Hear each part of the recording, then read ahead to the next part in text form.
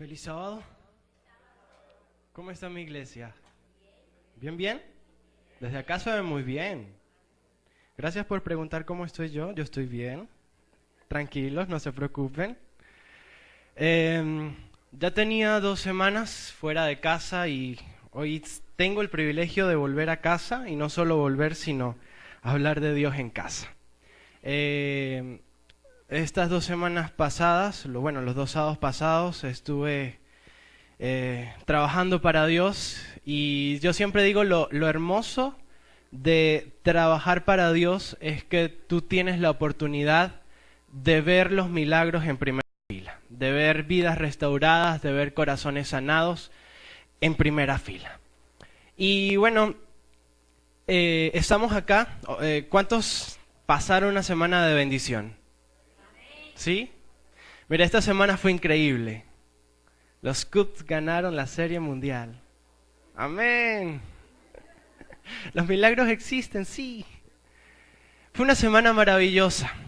Y estamos cerrando esta semana de la mejor manera ante la presencia de Dios. No acostumbro, pero bueno, por el tiempo tenemos que avanzar. No acostumbro a iniciar la predicación con una canción, pero ya que hoy es un día especial, vamos a iniciarlo de una manera especial. Así que si conocen este hermoso himno, les invito a que por favor me acompañen a cantarlo.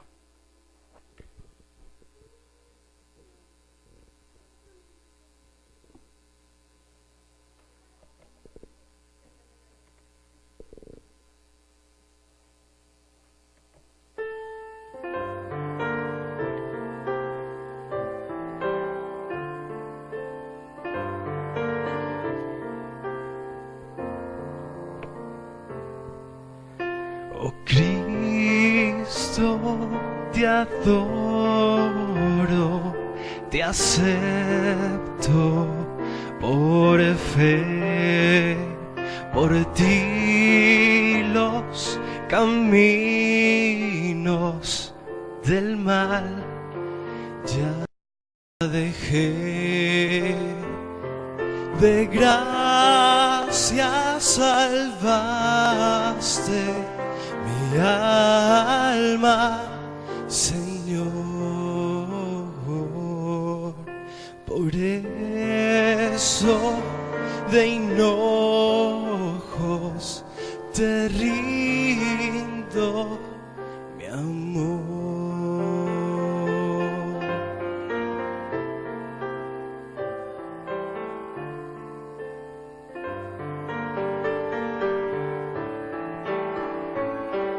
En todo momento, Jesús, te amaré. Y mientras yo viva, de ti cantaré. En valles de muerte serás mi pastor. Por eso de hinojos te rindo mi amor.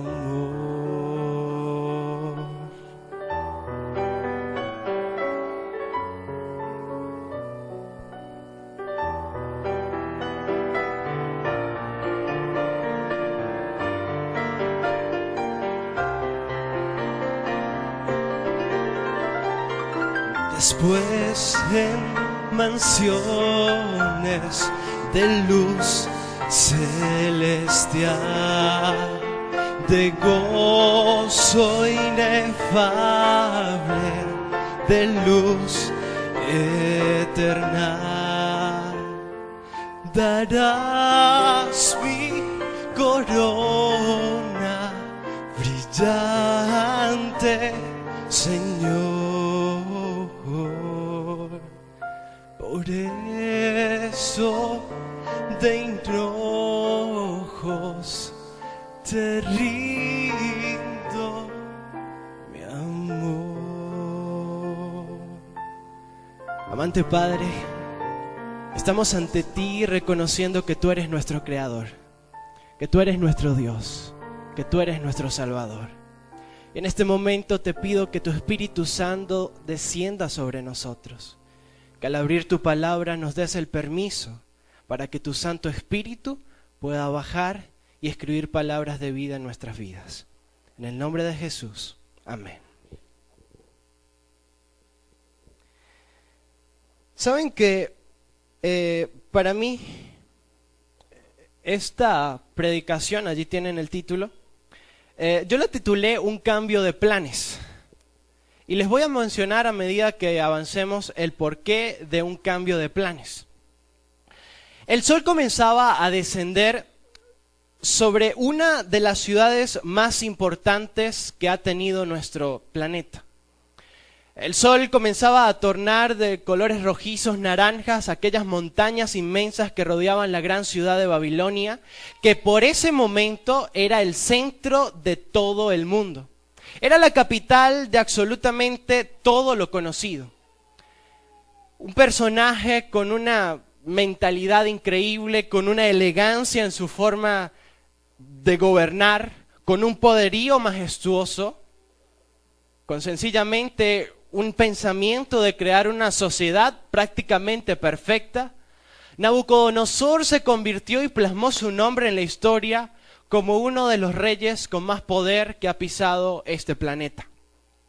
Babilonia se convirtió en un momento en el centro cultural, en el centro religioso y en el centro de la ciencia en el mundo conocido, ya que allí se tenía los grandes avances tecnológicos para su momento. No solo eso, sino Babilonia estaba encajada, estaba situada geográficamente en una zona inmejorable. Estaba bañada y rodeada por dos ríos, el Éufrates y el Tigris. Dos ríos que proveían y suministraban todo lo que la ciudad necesitaba: agua potable, alimentos, riego para los diferentes sembraríos y los de aquella ciudad. Aparte de eso, muy cerca de la ciudad de Babilonia estaban situados grandes bosques con una calidad de madera con la cual ellos se beneficiaron. Y aparte de eso, Babilonia, la zona donde estaba situada Babilonia, era una zona rica en elementos metálicos. Ya por eso conocemos que era muy fácil, y por ejemplo el palacio del rey Nabucodonosor o de toda Babilonia estaba enchapada en metales preciosos.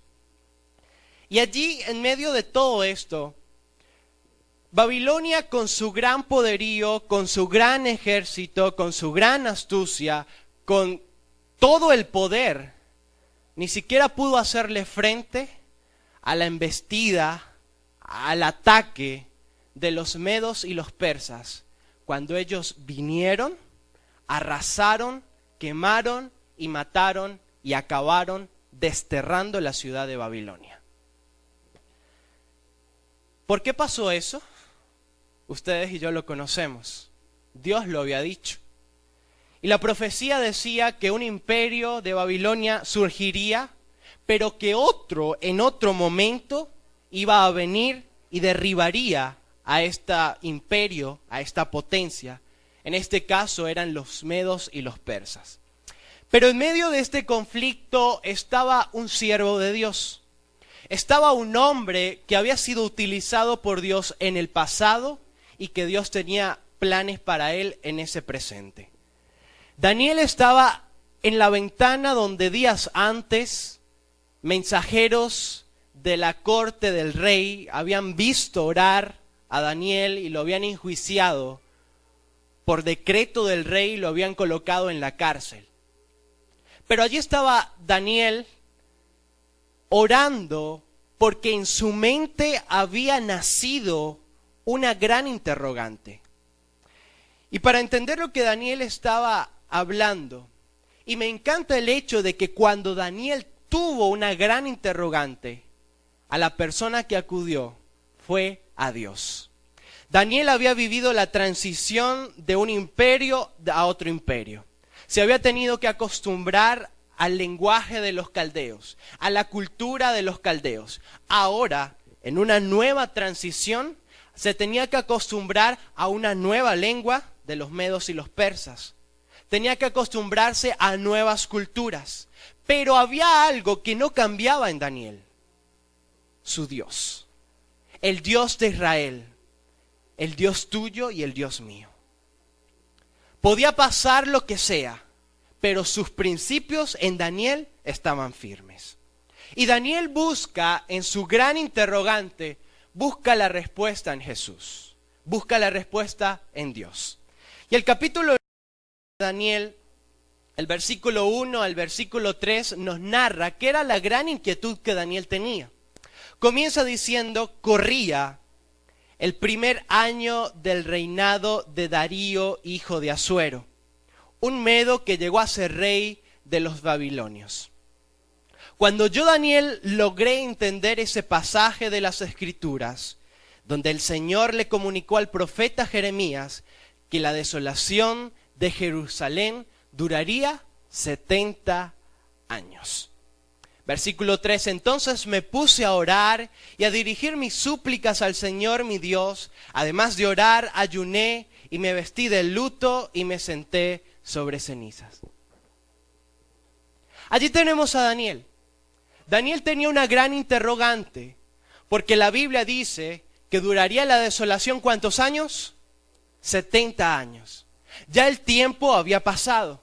Y Daniel, la interrogante de Daniel era: ¿y ahora qué? ¿Y ahora qué va a acontecer? Pero para entender el contexto bien claro, debemos irnos a la cita que Daniel menciona del libro de Jeremías.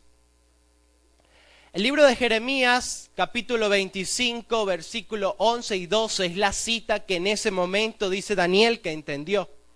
Dice: todo este país quedará reducido a horror y desolación.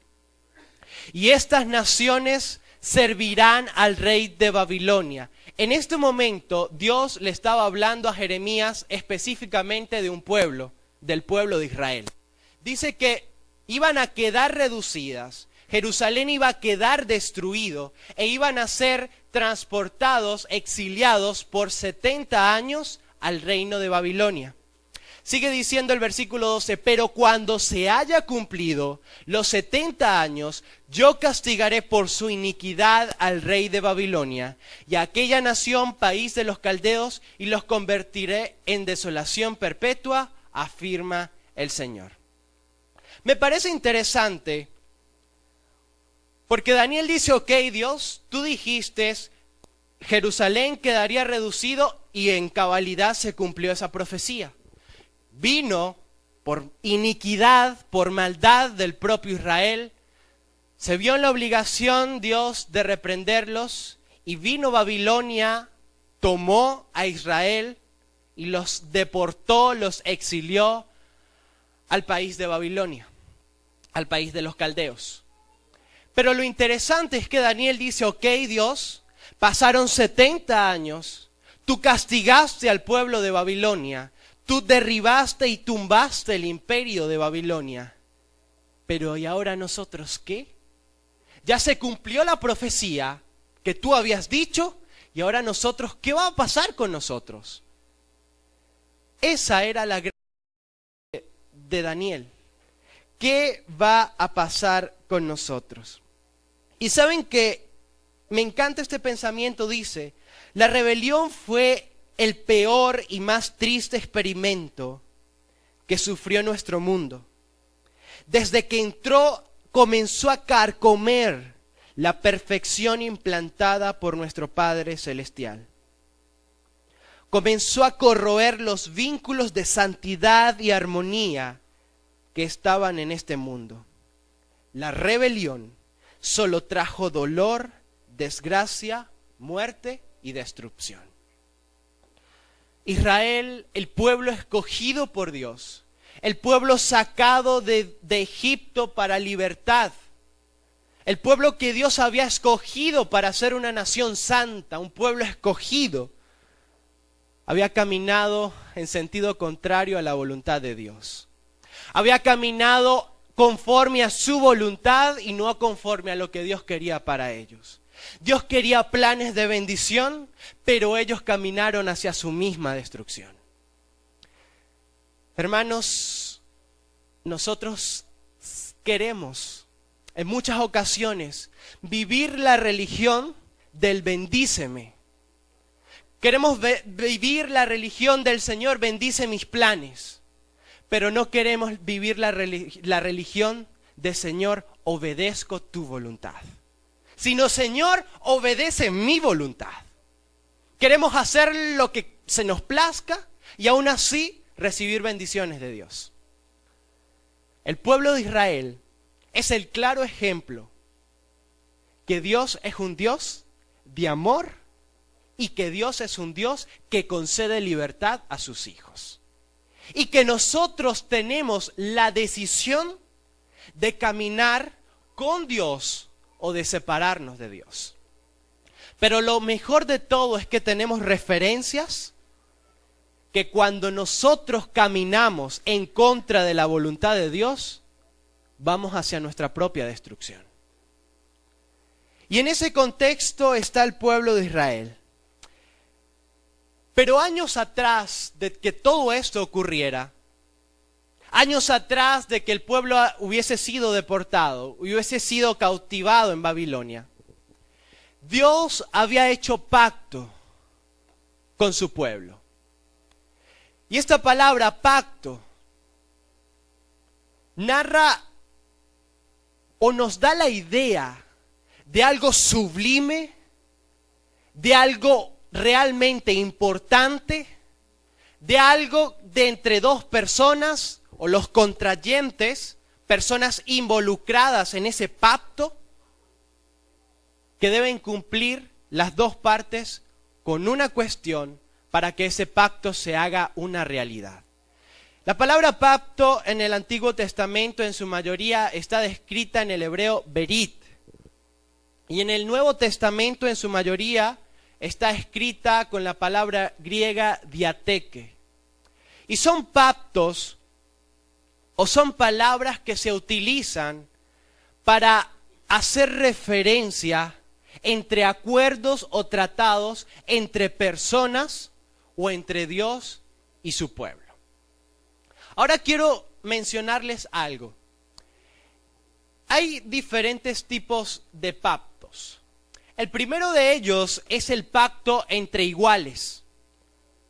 El pacto entre iguales, entre dos personas iguales, quiere decir entre dos personas que ambas tienen la misma responsabilidad para cumplirlo, pero también que ambas tienen los mismos beneficios en dicho pacto.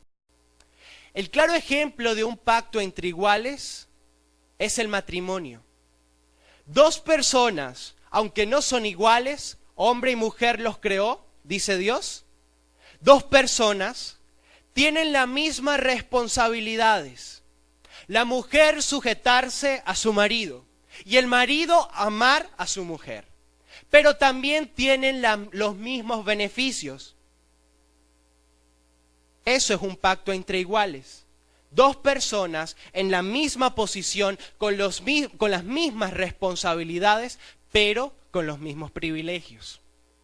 El otro tipo de pacto que existe es el pacto entre señor y vasallo, o señor y esclavo, o señor y súbdito. Es un pacto diferente.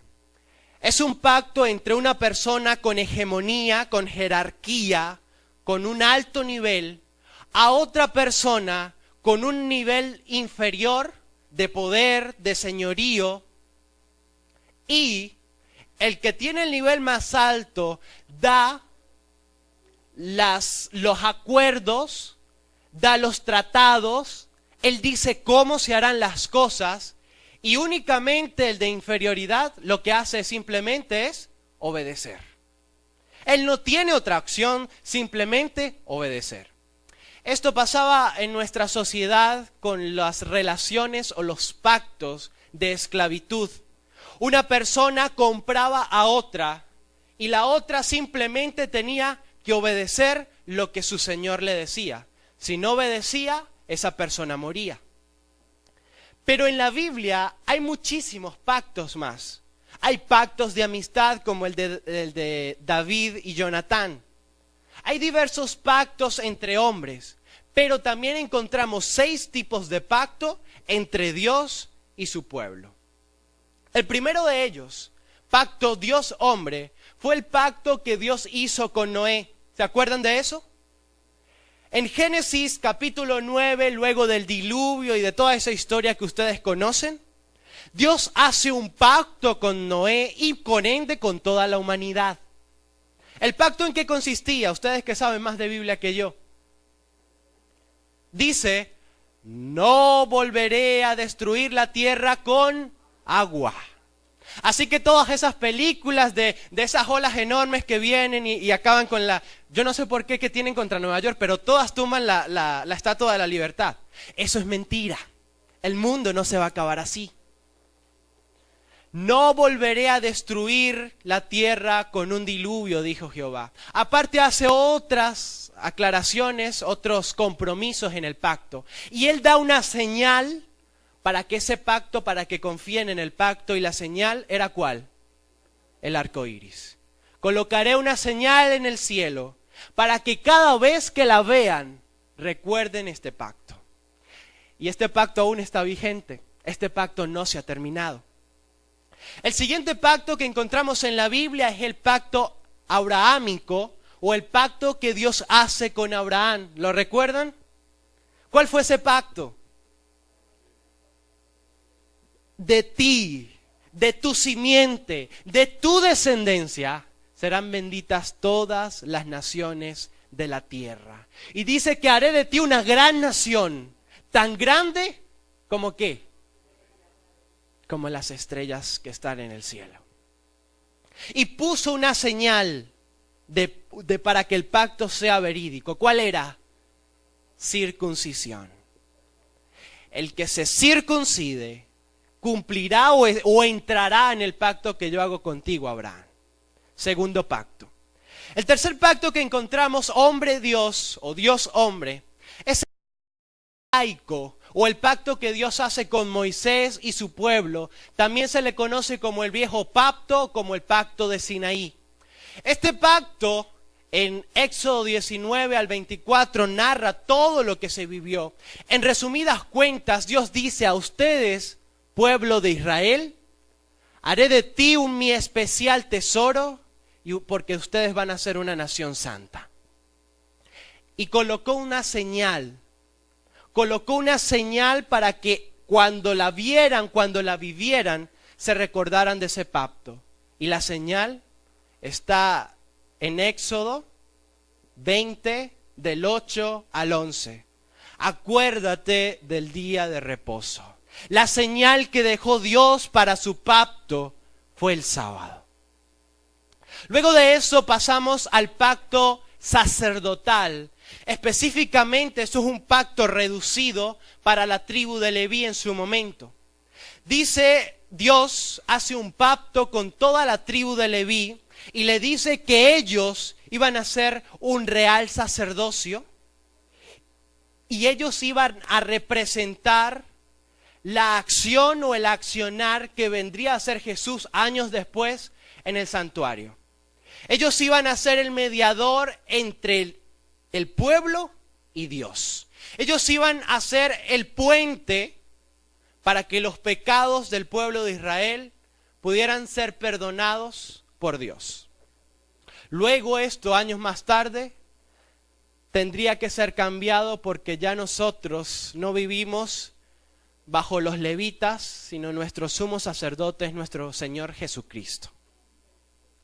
Este pacto lo encontramos en Números 13, del versículo 11 al versículo 13.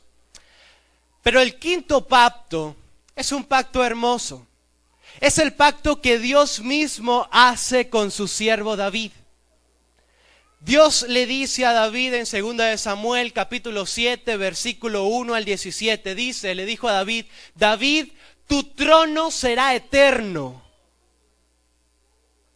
Tu trono será eterno. Y de ti de tu simiente, de este trono saldrá el rey que gobierne a todo este mundo. La señal de este pacto con David sencillamente era Jesús, que un día vendría y ocuparía el lugar y se sentaría en el trono para gobernar a este mundo. Y el último pacto es lo que nosotros llamamos el nuevo pacto. Lo encontramos en Jeremías 31 al 34 y también los encontramos en Ezequiel. Pero precisamente hoy vamos a enfocarnos rápidamente en dos pactos. El primero de ellos ya lo mencionamos hace un momento y es el pacto de Sinaí. Les voy rapidito a contar algo. Dios había hecho un pacto con su pueblo y era el pacto con Abraham, lo vimos hace un momento. Dios le había dicho, de ti saldrá una gran nación, y esa nación estaba vigente y era el pueblo de Israel. Ahora pasó algo y por eso es necesario este pacto. El pueblo de Israel había sido llevado, o ellos mismos habían entrado a Egipto y se habían convertido de esclavos en tierras extrañas. Pero no solo eso, sino que muchos israelitas habían olvidado quién era Dios. Habían olvidado quién era su padre. A lo mejor los padres se le habían olvidado decirle a sus hijos quién era Dios, qué representaba Dios para ellos, y habían sido criados en una sociedad de idolatría, en una sociedad donde se adoraba muchísimos dioses y ellos habían sido contaminados con todas esas corrientes paganas. Y Dios, luego de sacarlos de Egipto, de hecho, para colocarle un paréntesis acá, cuando Moisés recibe el llamado de Dios para que fuera a rescatar a su pueblo, el mismo Moisés dice, ¿y ellos, a quién le voy a decir que me mandó? Si no te conocen, no saben quién eres tú.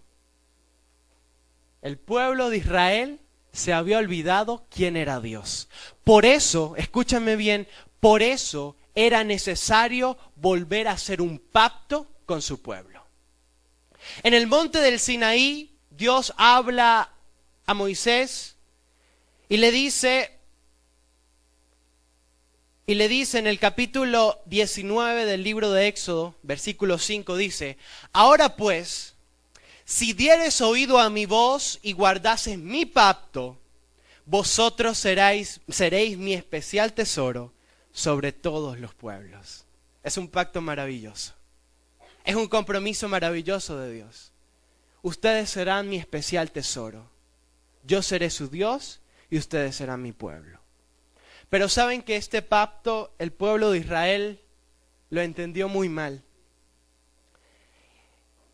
Y entendió que ellos tenían que hacer las cosas y obedecer este pacto por medio de obras. Las obras eran muy grandes, pero la fe era muy pequeña. Y saben que esto lo entendemos mejor cuando semanas después que el pueblo de Israel dice, Señor, lo que tú has dicho, nosotros lo haremos. Ese fue el compromiso que hizo Israel con Dios. Pero semanas después, ellos estaban dándole vueltas y adorando un becerro de oro. Es decir, sus promesas habían sido quebrantadas. Es decir, el pacto había sido truncado, había sido abolido. Y en este momento les voy a decir algo. Un pacto, en su mayoría, en los pactos bilaterales entre dos personas, entre dos contrayentes, si una de las partes se cae o no cumple, ¿qué pasa con el pacto? Se elimina. Si yo pacto con mi hermano, le voy a comprar su camioneta. En una semana le traigo el dinero, por favor no la venda. Si en una semana yo no le traigo el dinero, el hermano Vadillo se la puede vender a quien quiera. Porque yo no cumplí mi parte del pacto. Ahora Israel había dicho, Señor, lo que tú dijiste, nosotros haremos. Pero ellos caminaron y comenzaron a caminar por obras y no por fe. Caminar o tratar de justificarse por medio de sus acciones. Y les voy a decir algo, hermanos. Nosotros somos pecadores. Y nosotros no nos podemos justificar por nuestras obras. Porque nuestra tendencia siempre va a enmarcar hacia el pecado. Por eso este pacto, ahorita lo vamos a ver, tuvo algo que ser mejorado. Tuvo algo, llamémoslo así, un fallo. Y les voy a explicar el porqué, pero un poquito más adelante. Luego de esto, vemos algo que me parece bien interesante. Y en Jeremías 31 al 34, y en Ezequiel 37, 19 al 18, Dios da nuevas instrucciones. Dios da nuevas palabras a su pueblo. Las 10 tribus del pueblo de Israel habían sido totalmente abominación para Dios. Habían caminado en idolatría, en hechicería, habían caminado en pecado y habían sido desterradas de la tierra. Solamente quedaba un pequeño remanente en el pueblo o la tribu de Judá, el reino de Judá. Y paradójicamente en ese momento habían sido transportados a la tierra de los babilónicos. Es decir, en este momento el linaje de David había sido truncado y no volvería a haber otro rey hasta que viniera el Mesías a colocar su nombre aquí en la tierra. Y quiero decirles algo. El pacto, el nuevo pacto, sencillamente lo que nos hace o lo que dice en pocas palabras es capacitarte a ti y capacitarme a mí para obedecer. Obedecer. Pero no por obras, no una justificación por obras, sino una justificación por gracia por medio de la fe. Créanme, hermanos, que eso fue maravilloso.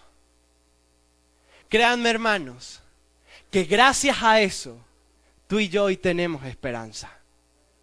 Porque ya no necesitamos vivir o tratar día tras día con la mente del qué haré, del qué diré, sino simplemente me tengo que aferrar a la sangre de Cristo y en la sangre de Cristo encuentro salvación. Eso es maravilloso. Y fe. Y las obras, aunque son importantes, no son el todo. Las obras son la consecuencia de la gracia de Jesús en nuestras vidas.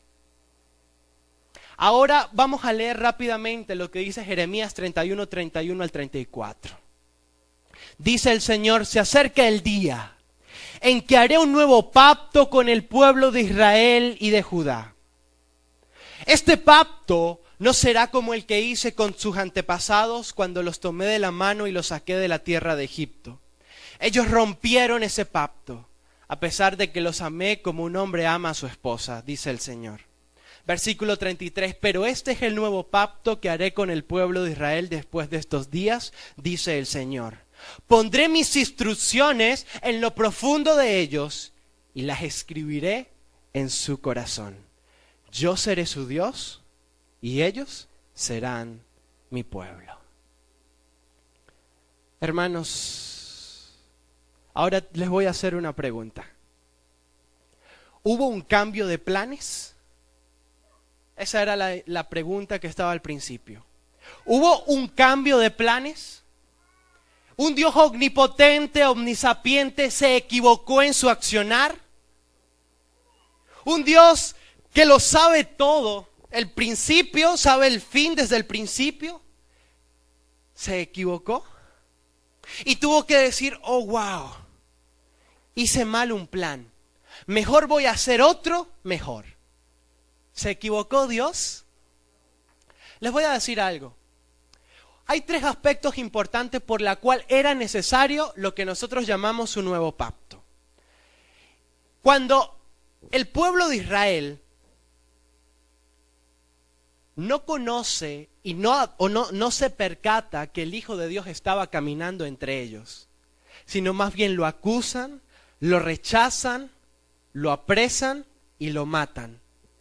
En ese momento el pueblo de Israel selló la sentencia de que ya la gracia no iba a ser solamente para los judíos, sino que ahora la gracia y la salvación iba a correr por el Israel espiritual, por la iglesia cristiana. Iba a correr a cuenta tuya y a cuenta mía.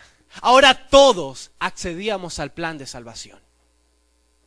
Ahora, 3 aspectos interesantes por la cual era necesario un nuevo pacto. El primero, Israel había violado el pacto anterior. ¿El pacto había fallado? Sí. ¿Pero por parte de quién? Recuerden, son 2 personas. Es un pacto bilateral. Son 2 personas. Dios y el pueblo de Israel. Una de esas partes había fallado. ¿Dios? No. Dios es eterno. Su palabra es eterna. Dios no se equivoca. Dios es perfecto. El que se equivocó y el que caminó en sentido contrario fue el pueblo de Israel. Israel había perdido ese privilegio de ser un pueblo escogido. Israel perdió ese privilegio de ser una nación santa. Y ahora habían fallado. El segundo aspecto, y eso lo encontramos allí mismo, lo acabamos de leer, Jeremías 31. El segundo aspecto implicaba una nueva revelación de la persona de Jesús. En el antiguo pacto veíamos a Jesús, ¿en dónde? ¿En dónde? En el santuario terrenal. Veíamos a Jesús en representación de esas ofrendas de animales del sumo sacerdote.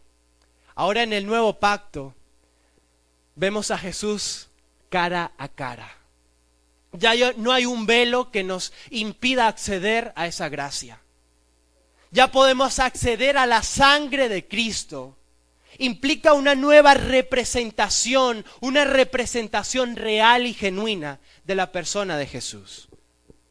Antes veíamos a Jesús de una forma, llamémoslo así, de una forma no tan real, simbólica, gracias. Veíamos a Jesús de una forma simbólica y en este nuevo pacto vemos a Jesús de una forma real y tangible.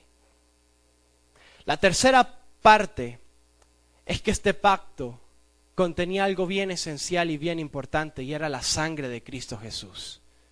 Ya no era sangre de animales, ya era sangre real, era sangre de Dios. Ahora, para concluir esta pregunta, ¿fue un cambio de planes? La respuesta es no. No fue un cambio de planes, fue una mejoría del plan original. Dios no se equivoca, Dios no cambia. A mí no me vengan con el cuento de que ahora antes era difícil y ahora es fácil. En cierta manera si lo vemos sí, pero no es que Dios ahora lo hizo fácil, no. Es que ahora nosotros podemos acceder a eso. Antes la bendición era para el pueblo de Israel. Ahora la bendición es para todo aquel que lo quiera. No fue un cambio de plan. Escúchame bien, no fue un cambio de plan. El plan en su esencia es el mismo. Fue una mejoría del plan. Y gracias a esa mejoría, tú y yo hoy tenemos salvación. Rápidamente pasamos a ciertos aspectos. Vamos a colocar versus el pacto viejo versus el pacto nuevo. El primer punto a destacar es el tipo de pacto. Tanto en el pacto nuevo como en el pacto viejo, los dos son en forma bilateral. Es decir, 2 partes contrayentes. Es decir, 2 personas involucradas. Dios y nosotros. Me encanta esto y lo traje a colación. Porque nosotros no dependemos de nada, ni de nadie, para acceder a la salvación. No dependemos de un pastor, no dependemos de una mamá o de un papá. El pacto sencillamente es entre Dios y tú, más nadie. Es un pacto bilateral. En el pasado, Dios y el pueblo de Israel. En el presente, Dios y todo aquel que en él crea y quiera tener vida eterna. Segundo punto a destacar, los pactantes. Vuelvo a repetir. En el pasado, dos contrayentes. Dios y el pueblo, únicamente el pueblo de Israel, el pueblo escogido. En este nuevo pacto la mejoría llegó y ahí vemos la diferencia. Y ahora el pacto comienza a hacerse entre Dios y entre tú, entre mí y entre todo el que crea en Jesús. No es necesario que mi sangre sea judía. No es necesario que yo sea simiente de Abraham y que mi genealogía exacta llegue a Abraham. No. ¿Quién sabe de dónde vengo? Pero igualito la sangre de Cristo me limpia. Igualito la sangre de Cristo me salva. Eso es hermoso. Tercer punto a destacar, el compromiso. Todo pacto debe tener compromisos. Es decir, yo hago mi parte, pero tú comprométete a hacer tu parte. En el antiguo pacto el compromiso dice Dios, ustedes, mi compromiso que yo hago es que ustedes van a ser mi especial tesoro. Y el pueblo de Israel en el versículo 8 del capítulo 19 de Éxodo dice, Señor, así lo haremos. Lo que tú has dicho, nosotros lo cumpliremos. Mentirosos. Eso fue el compromiso. Por eso el pacto se terminó. Ahora, el compromiso de Dios en el nuevo pacto aparece en el versículo 34 de Jeremías 31. Dice, pondré mi ley en su mente y en su corazón. Seré su Dios y vosotros seréis mi pueblo. Pero también en el versículo 34 dice, también perdonaré ahí dice maldades, pecados. Yo perdonaré sus pecados. Ese es el compromiso de Dios. Ahora yo coloqué, el compromiso tuyo es el que tú hagas con Dios. Si tú dices, Señor, lo que tú has dicho, así lo hago, es tu compromiso. Pero recuerda una cosa, aunque es un nuevo pacto, la esencia es el mismo. Si una de las dos partes falla, el pacto no se puede dar. Por eso es que hay muchas personas que lastimosamente no van a aceptar a Jesús en su corazón y ese pacto de gracia y de salvación no podrá ser efectivo en sus vidas. Pero si tú lo adquieres y si tú cumples con tu parte del pacto, tú vas a alcanzar salvación.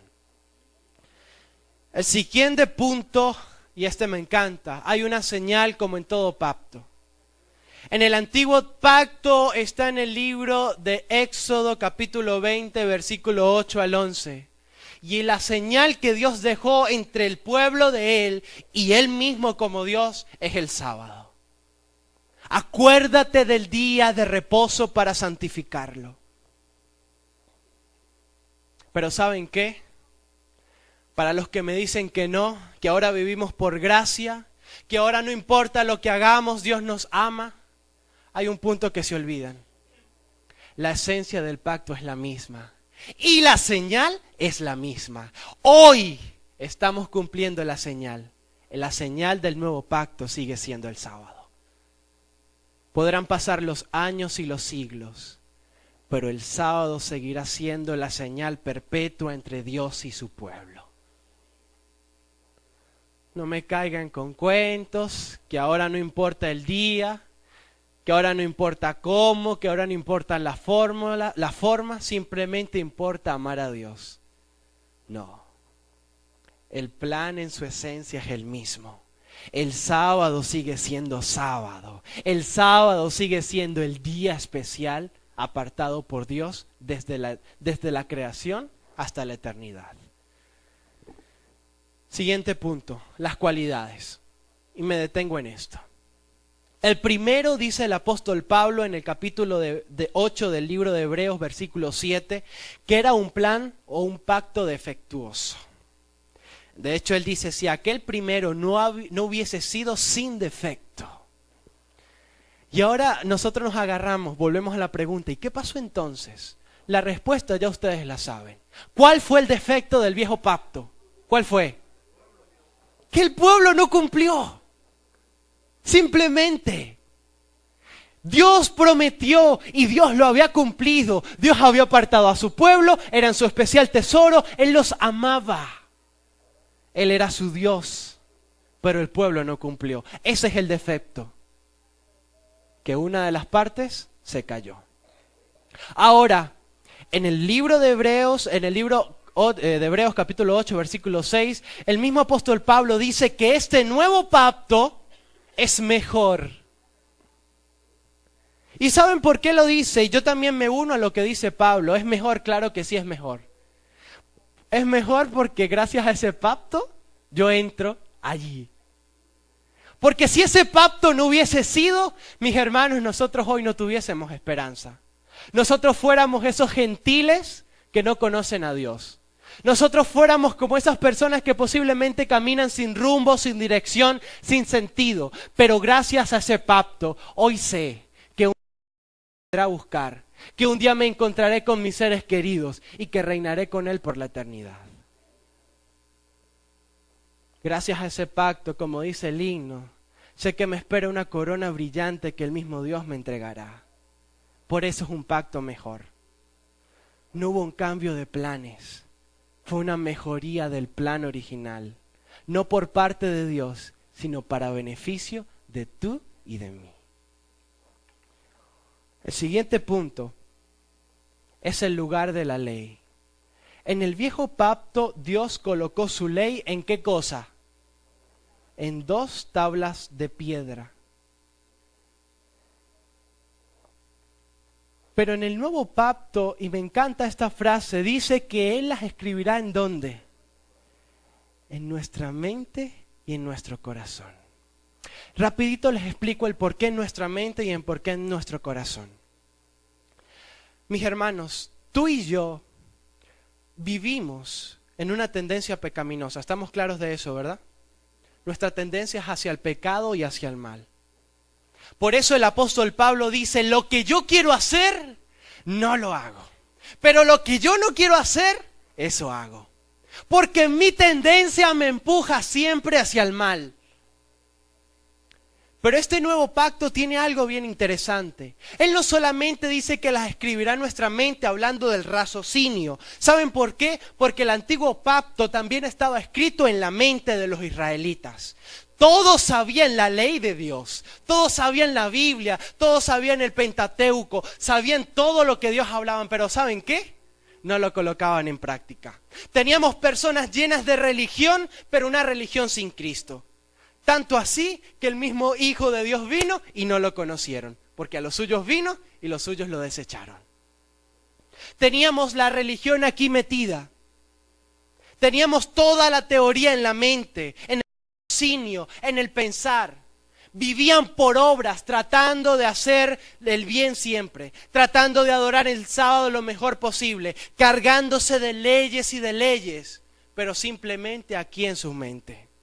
Pero cuando el Señor habla de escribiré mi ley también en sus corazones, me encanta el hecho de saber que nuestro corazón lo habla porque es la parte sensible. Nuestro corazón es sencillamente colocar lo que tú tienes acá, colocarlo en práctica.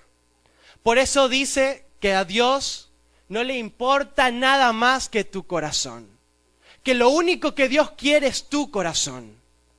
Porque es el corazón el método o el lugar para que tú lo ames, para que tú lo hagas y hagas efectivo todo lo que Dios quiere en tu vida por amor. Es decir, escribiré su ley, no solo para que se la aprendan, sino para que también la pongan en práctica. Hay muchos textos en la Biblia que nos mencionan esto. Dios pide nuestro corazón. Por eso es el lugar que más debemos cuidarlo, porque en nuestro corazón es donde debe estar escrita la ley de Dios, en nuestro accionar, en nuestro pensar, en nuestro hablar. Por último, el pacto tenía que ser sellado con sangre. En el antiguo pacto eran sangre de animales, de cabras, de becerros, de macho cabríos, de palomas. Tenía que ser con sangre. Pero en ese nuevo pacto, en Lucas 22:20, el mismo Señor dice, hablando en la Santa Cena, dice: esta copa la beberán ustedes como símbolo de mi sangre, que será derramada por ustedes para perdón de sus pecados. Este pacto se selló con sangre, con la sangre de Cristo Jesús. Y nosotros comenzamos hablando de Daniel y terminamos hablando de Daniel.